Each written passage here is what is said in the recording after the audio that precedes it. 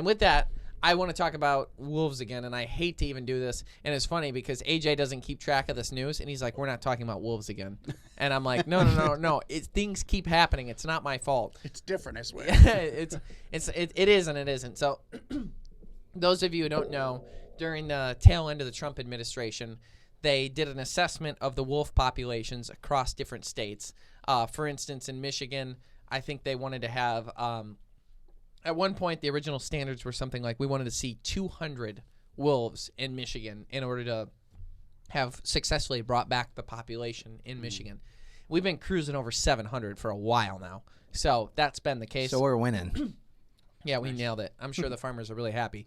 So Trump delisted them as endangered because when a species is endangered, it can't be hunted at all. Yeah. Whereas when Trump delisted it, he said, okay, now we're going to give it to the management groups like the Department of Natural Resources and stuff like that. I'm just giving a little bit of context for what happened. The thing that bugs me about it is that everyone's like, oh, they just delisted it, so that's it. It's like, it doesn't mean it's like free reign. You can go out and just do whatever you want with wolves now. All that means is the federal government isn't going to do anything about it. So now it falls to the state governments, and they decide what happens, which makes more sense because it's not, nationwide, they might be a problem, but state by state, they may be a problem in the other direction. There may be too many in a certain area. And now the Department of Natural Resources say in Michigan, we'll focus on that one first. The Department of Natural Resources in Michigan is supposed to make decisions based on management, based on science.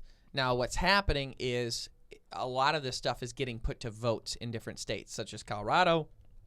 So the public is making decisions on whether wolves should be there. The public is making decisions on what the population should be. And a lot of it's based strictly on emotion and not science. And how many times have you had a conversation with somebody where it's like they clearly didn't understand both sides? They like only knew one, and then you're like, well, here's the other side of it. And they're like, wow, I didn't know that. Well, that's like everything with the wolves. So then once they have both sides of the information, they're like, oh, wow, I never heard of it that way. That's an important side of it. I didn't realize that. And that's what always seems to happen, especially with top predators that we feel close to, like the wolf. So anyhow, same thing happened. Federal judge in California overturned the ruling. And so now they made it so it isn't done at the federal level. Or they're just completely Endangered Species Act again. Now, this actually cancels out two laws that were pretty important to Michigan residents that are having problems with them killing their cattle, their dogs, everything like that. The one law is before, what would happen is if a wolf was attacking you or a dog or your possessions, you could shoot it and stop it. That is now illegal. No. Wait, well, even if it's a human? Even if it's attacking you? You're not supposed to be able to shoot them. The law That's nuts, if that's the case. The next one is for cattle or livestock. So you can't, if they're killing your livestock, you just got to say, oh, you go get them, pal. You got Betsy. You take her to tasty. Yeah, that's the new ruling. And that's because someone in California said so. Yeah. And then the people in Michigan are like, well, but you're not even, because you're not at least here. Can I at least get the money from my cat? No. Okay. Okay, yeah. So this is what happens when you have that overreach of people. You're not allowed to kill them. They're endangered species. You have to leave them alone. So you're not supposed to interact with them anyway. So like you're saying like, oh, if you kill them as a human being trying to stop them, just like a wild cat or something, I'm sure it would fall under the jurisdiction of like if you were being attacked by a mountain lion, we're like, oh, you're lucky to be alive. But they're going to look into it hard. You know? Investigate it. Yeah, if you're doing it to save your own life or somebody else's life, I'm sure there's something there. But if you shoot the wolf, it's like illegal. So you're not allowed to. But pets, completely off. That law is in stone now, not legible. You're not allowed to do it anymore. It's not even legible? Not even legible. Can't even read it. They used a magic marker. No, just trust us. It's there. Try erase. So basically, though, I mean, it was only in place for a year and a half. So now, what does this look like? So now what happens is, the other reason is because of what happened in Wisconsin. So we covered this story as well. Basically, in Wisconsin, there was an allotment of wolves that were allowed to be hunted. And correct me if I'm wrong on this, but I believe I got this right. The Native Americans that live there believe that the wolf is sacred to them, and they do not want anyone to kill the wolves. So the Native Americans were given an allotment of wolves they were able to kill. I want to say it was 200, but I don't remember. It could be 100, and then it added up to 2 between the two. I don't remember. There was a 200 in there somewhere. I remember that. So it could be 100, and then the Department of Natural Resources gave tags for the other ones. Now, the other half. But the Native Americans weren't using the other half. So the Department of Natural Resources was like, okay, then go ahead and use the other half, for licenses. Yeah. So they went way over the quota of what they were actually allowed to kill. But the Native Americans didn't kill any.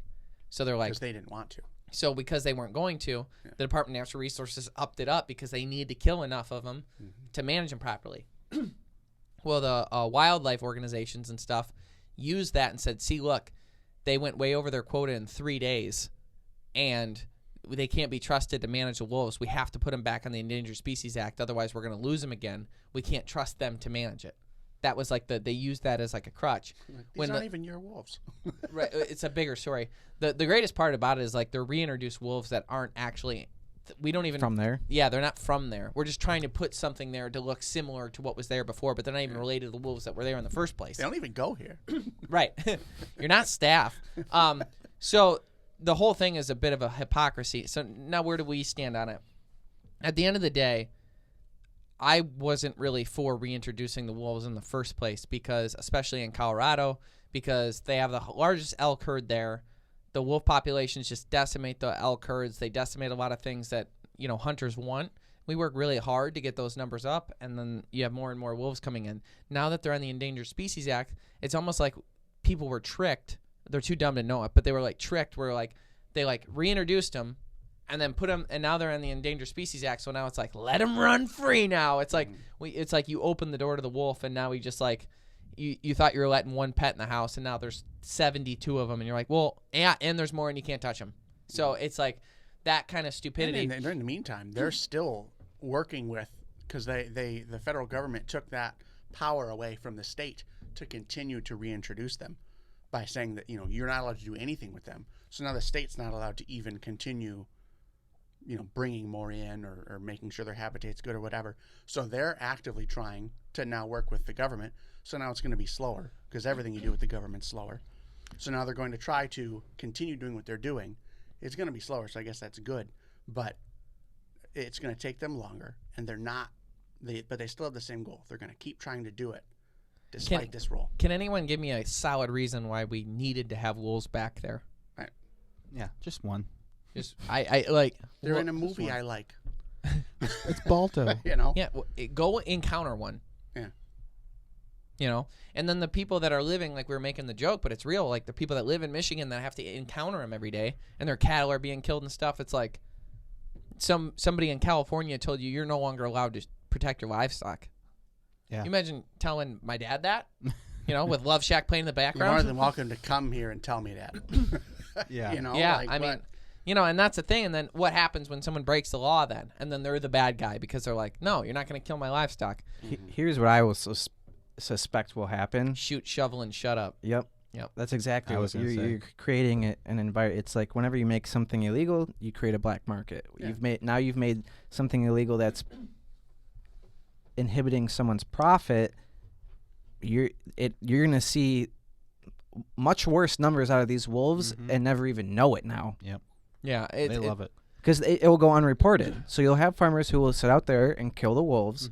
It will go unreported because they can't do it. And next thing we know, why do we only have 100 wolves? Yep. Yeah, I don't know. I think that I think before that happens, they're going to run rampant on elk and deer populations because that's less manageable. And then as they get shot at for grabbing cows, they might do. I don't know. You're also going to have some negative human interactions. You're going to. And the fact that they're going to swipe every single house dog they can. Yeah. People treat their dogs, like family now.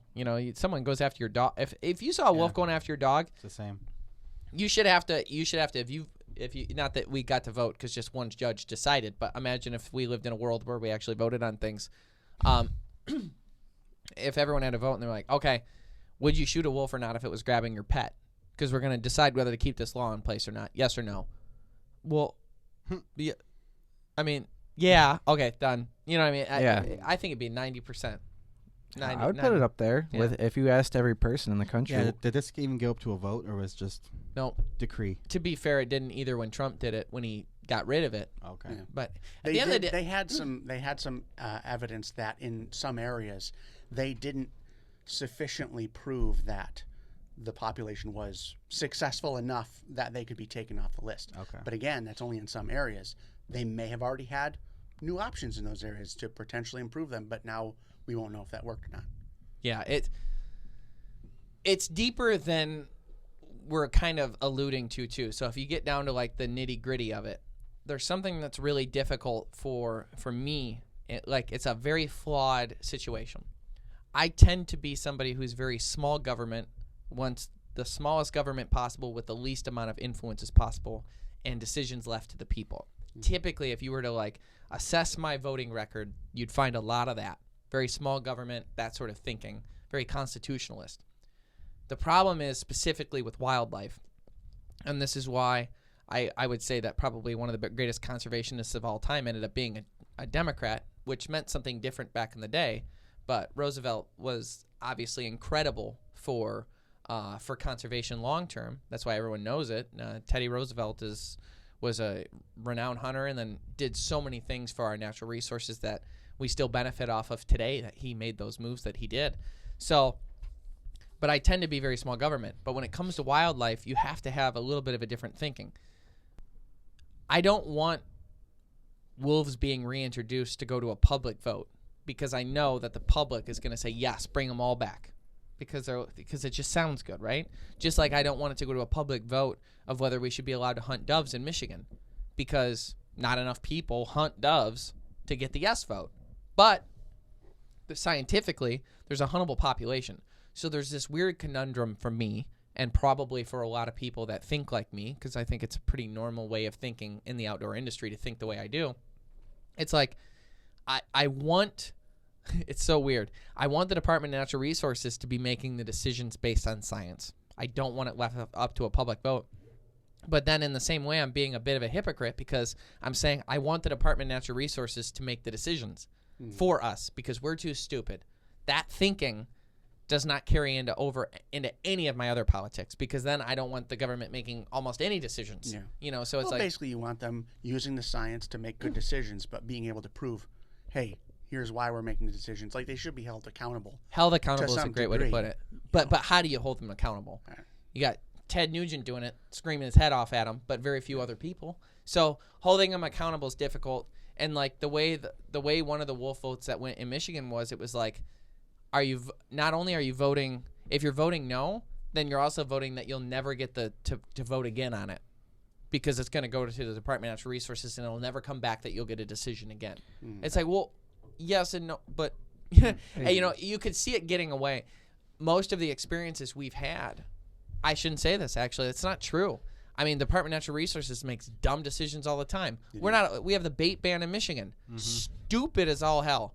I mean, that makes no sense because of chronic wasting disease. Now, to be fair, they did take it up the ladder to try and get rid of it, and then Gretchen Whitmer vetoed it, which was also a terrible decision. I wonder how many days she has in the field hunting deer that she made that decision for us. Right. I mean, you know what I mean? It's like, how many days did she put in? Stupid law, makes absolutely no sense. The thing with the sandhill cranes, we're not allowed to hunt sandhill cranes in Michigan. However, there is a huntable population. If they made a license and a tag for them, there would be an even bigger population, because those dollars would go towards the conservation of them. There's a sustainable huntable population. Makes perfect sense. It's not debatable. It's Not been debatable. proven with many different species. And they won't do that with the sandhill cranes. Makes no sense. But they'll issue kill tags to farmers if they're doing crop damage, because those things eat like fiends. And they kill them, and then you're allowed to burn them and bury them, but you're not allowed to eat them. Keep in mind, it's They're one delicious. of the tastiest meats. And so it's like, okay, the Department of Natural Resources, you're making some really, really, really stupid decisions. But if we leave it up to the people, the decisions are even stupider.